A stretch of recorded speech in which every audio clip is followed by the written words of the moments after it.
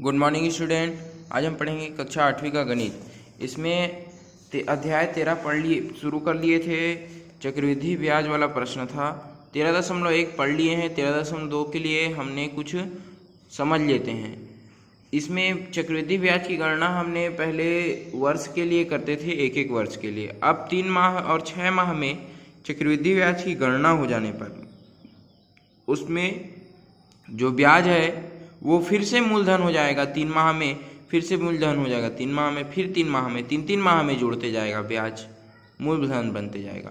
और 6 माह के लिए तो 6 माही गणना पर क्या होगा, वो जो ब्याज जो रहेगा 6 माह का जितना ब्याज रहेगा वह फिर मूलधन बन जाएगा, फिर 6 माह का जितना ब्याज रहेगा वो फिर मूलधन बन जाएगा। ऐसे 6 माह में जुड़ते जाएगा। ठीक है, आगे देखते हैं। बैंकों में और कई अन्य कार्यों में ब्याज की गणना वार्षिक न होकर 6 माही और कभी कभी तो तिमाही होती है। इसका मतलब हुआ कि हर 6 अथवा 3 माह में मूलधन बदल जाता है। आइए इसे एक उदाहरण द्वारा समझें। देखना, उदाहरण तीसरा है। सकीना ने 4,000 रुपये बैंक में जमा करवाए। बैंक 5 वर्ष 5% वार्षिक दर की ब्याज से देता है। क्या देता है? ब्याज देता है। और ब्याज की गणना हर 6 माह में करता है। तो 1 साल बाद उसके खाते में कितना पैसा होगा? यदि इस सवाल में ब्याज की गणना वार्षिक की जाए तो सकीना को साल भर में 4,000 गुणित ये मूलधन गुणित दर गुणित समय बटे 100, अर्थात इसको 4,000 में 1 वर्ष में 200 रुपये ब्याज मिलता। तो मतलब 4,200 इसका क्या हो जाता? मिश्र धन हो जाता। मतलब क्या होगा, इसका ब्याज जो है 200 निकलता। यहाँ पर इसको शून्य से शून्य कट जाता, 5 चौक 20, 200 रुपये इसका ब्याज निकलता, जो कि 4,000 इसका मूलधन है। उससे 200 ब्याज को जोड़ोगे तो 4,200 रुपये इसका क्या हो जाता? मिश्र धन हो जाता। परंतु ब्याज की गणना 6 माह फिर 6 माह इसमें करने पर क्या होगा?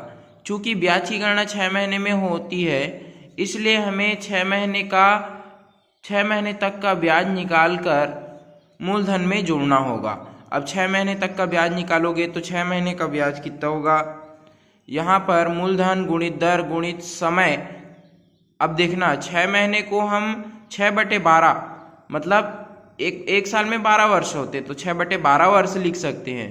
तो मूलधन 4,000 गुणित दर 5% गुणित समय 6/12 बटा 100 है। ठीक है, अब इसमें निकलेगा तो 6 कम 6 दूनी 12 और फिर यहाँ पर 2 बचेगा तो 2 कम 2 2 दूनी 4, शून्य से शून्य कट जाएगा, 100 रुपये इसका ब्याज आएगा। तो ये अतः 6 महीने बाद के लिए मूलधन कितना हो जाएगा? 6 महीने बाद इसका मूलधन कितना हो जाएगा? 4,000 धन 100 रुपये ब्याज। 100 रुपये ब्याज कितना हो जाएगा? 4,100। ये हो जाएगा 6 महीने के बाद ब्याज हो जाएगा। अब यही ब्याज जो है फिर से मूलधन बन जाएगा और 6 महीने से 12 महीने तक के लिए, मतलब 6वें महीने से 12 महीने तक के लिए, मतलब फिर से 6 महीना, इधर का 6 महीना। पहले शुरुआती 6 महीना में 100 रुपये ब्याज आया था, उसको मूलधन से जोड़ दिए थे तो 4,100 रुपये हो गया। अब क्या हो जाएगा? जो लास्ट के 6 महीने बचे हैं, 6 महीने से 6वें महीने से 12वें महीने तक के, ये भी 6 महीना है तो इसके लिए ब्याज हो जाएगा। तो ये क्या हो जाएगा? ये भी 6 महीना है तो 6 महीने, इधर का 6 महीना 6/12 लिखेंगे इसको। तो ये क्या हो जाएगा? मूलधन जो मिश्र धन है, पहले 6 महीने का जो मिश्र धन है वो क्या हो जाएगा? मूलधन हो जाएगा बटे 100 गुना मूलधन गुणित दर गुणित समय 6/12 फिर है बटे 100 है। अब इसका जब निकालोगे तो 102 रुपये 50 पैसे निकलेगा। ठीक है, तो इसका ब्याज 102 रुपये 50 पैसे निकला। तो अर्थात साल भर बाद खाते में राशि जो है 4,000 मूलधन धन 100 रुपये, पहले 6 माही में 100 रुपये ब्याज, पर दूसरे 6 माही में 102 रुपये 50 पैसे ब्याज। तो कितना हो जाएगा? 4,202 रुपये 50 पैसे। 4,202 रुपये 50 पैसे। या क्या कर सकते हैं इसको, इसके जो मिश्र धन है, पहले 6 माही के मिश्र धन में दूसरे 6 माही के ब्याज को जोड़ दोगे तो क्या निकलेगा? आपका मूल आपका मिश्र धन निकल जाएगा, जो आपका लास्ट में जो मिश्र धन होगा वो निकल जाएगा, किसमें? चक्रवृद्धि ब्याज के लिए। ठीक है, अब जाहिर है कि 6 माह में गणना करने से क्या होता है, 2 रुपये 50 पैसे अतिरिक्त ब्याज मिल रहा है। मतलब ब्याज की गणना जितने कम समय में होगी उतने जल्दी ब्याज की गणना जितने कम समय पर होगी उतने जल्दी ब्याज की गणना जितने कम समय पर होगी उतने ही जल्दी क्या होगा, ब्याज पर ब्याज लगना शुरू होगा और बकाया अथवा जमा राशि बढ़ती जाएगी। जैसे कि आज इसने 1 साल के लिए किसी चीज को ब्याज दिया, लेकिन ब्याज की गणना अगर 1 साल में हो रही है तो उसको उतना ही ब्याज मिलेगा। लेकिन अगर ब्याज की गणना हर महीने हो रही है, हर 3 महीने में हो रही है या हर महीने हो रही है, तो पहले महीने में उसको 10, जैसे कि अगर मान के चलो 100 रुपए का ब्याज 1 साल में 10 रुपए है, लेकिन अगर उसको पहले महीने में दे रहा है तो पहले महीने में मान के चलो उसको 101 रुपये देना पड़ रहा है, तो उस ब्याज की गणना पहले महीने में अगर 101 हो जाती है तो उसको फिर दूसरे महीने का ब्याज जो है 101 रुपये पर लगेगा। फिर तीसरे महीने का वो फिर जितना ब्याज निकलेगा वो उसमें प्लस होकर फिर उसमें बढ़ते जाएगा। मतलब क्या बोल रहा है ये, ब्याज की गणना जितने कम समय में होगी उतने ही जल्दी ब्याज पर ब्याज लगना शुरू होगा और बकाया अथवा जमा राशि क्या होती जाएगी, बढ़ती जाएगी।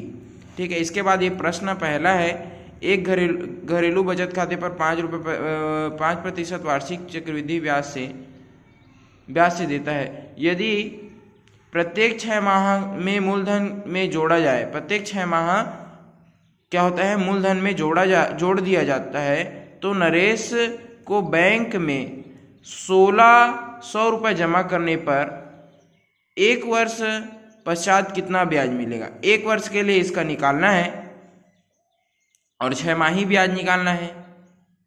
6 माही 1 वर्ष के लिए निकालना है, 6 माही। तो ये जस्ट आपका उदाहरण 3 जो है ऐसे ही बनेगा। इसमें 4000 की जगह 1600 रुपये दे दिया है और प्रतिशत जो दर है वो सेम ही है, 5% की ही दर से दिया है। उसी प्रकार यहाँ पर आपका मूलधन कितना दिया है, 24,000 दिया है, दर जो है 10% दिया है, वर्ष जो है 1.5 वर्ष दिया है। तो इसको क्या लिख सकते हैं आप इसको लिख सकते हैं 2 एकम 2, या सीधा सीधा इसको क्या कर सकते हो, ये 12 वर्ष हो गया, ये मतलब 12 महीने हो गया और ये क्या हो गया, 6 महीने हो गया, तो कितना हो गया, 18 महीने। इसको आप वर्ष को और अलग लिख सकते हो कि जैसे कि 2 एकम 2 धन 1 3/2 लिख सकते हो, 3/2 वर्ष। ठीक है, लेकिन इसको महीने में निकालना है तो 3/2 1.5 वर्ष को क्या करोगे आप, महीने में बदलोगे, फिर उसके साथ आप ब्याज की गणना करोगे।